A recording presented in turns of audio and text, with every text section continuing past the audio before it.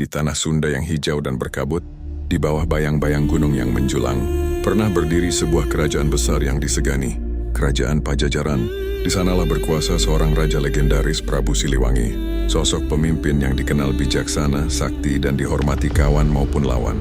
Namun di balik kejayaan Pajajaran, lahirlah sebuah kisah yang jauh lebih besar dari sekadar tahta dan kekuasaan. Kisah tentang seorang putri yang memilih meninggalkan kemegahan istana demi sebuah keyakinan. Namanya Laras Santang, yang kelak dikenal sebagai Nyai Rara Santang. Sejak kecil, Laras Santang bukanlah putri biasa. Ia tumbuh dalam kemewahan istana, dikelilingi pelayan pengawal, dan segala keindahan dunia. Namun hatinya tak terpikat oleh gemerlap itu. Ia dikenal lembut dan pendiam, tetapi matanya menyimpan kedalaman yang sulit dijelaskan. Ada kegelisahan yang tak dimiliki putri lain, sebuah rasa ingin tahu, sebuah pencarian makna hidup yang lebih dalam.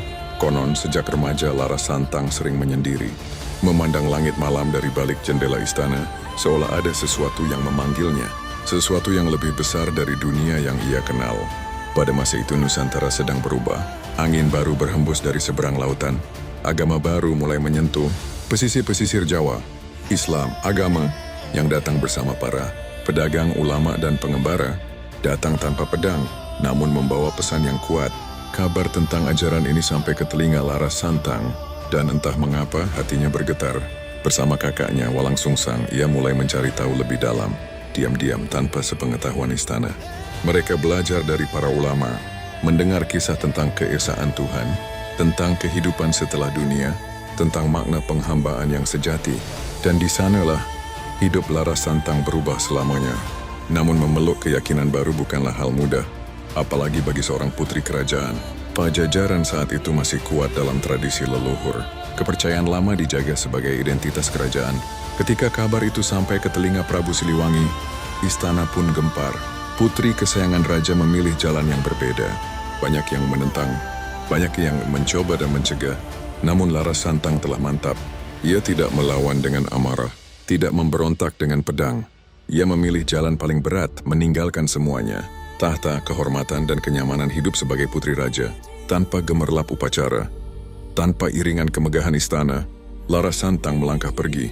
Bersama Walangsungsang, ia meninggalkan Pajajaran. Langkah yang sunyi namun mengguncang sejarah.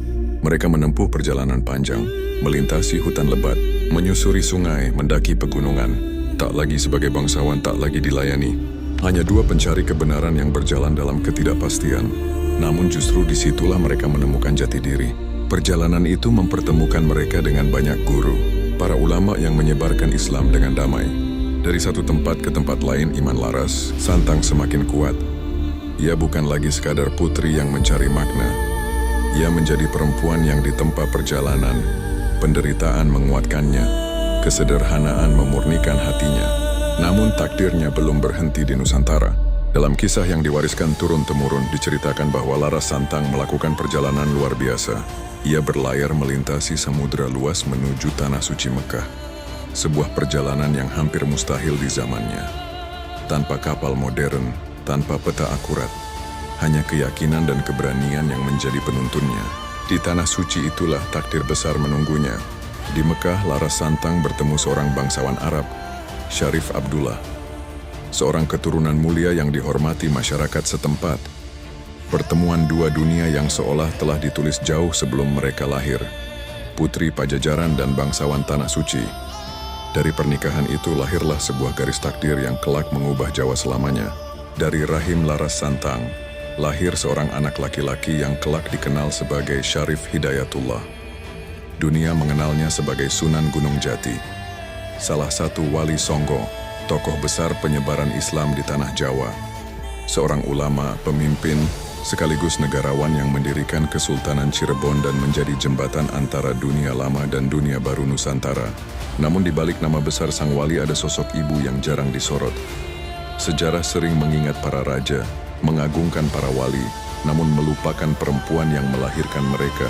Laras Santang bukan sekadar ibu, ia adalah jembatan peradaban. Darah Pajajaran mengalir dalam dirinya, sementara iman dari Tanah Suci hidup di hatinya. Dari dirinya lahir generasi yang mengubah wajah Jawa. Ia bukan hanya saksi sejarah, tetapi bagian dari sejarah itu sendiri.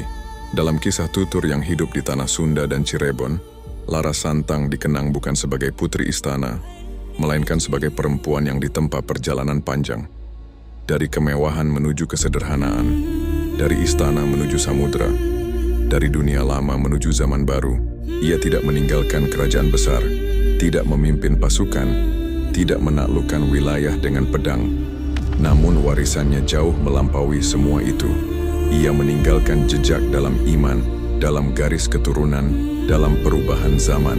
Tanpa dirinya, mungkin sejarah Islam di tanah Jawa tak akan pernah sama.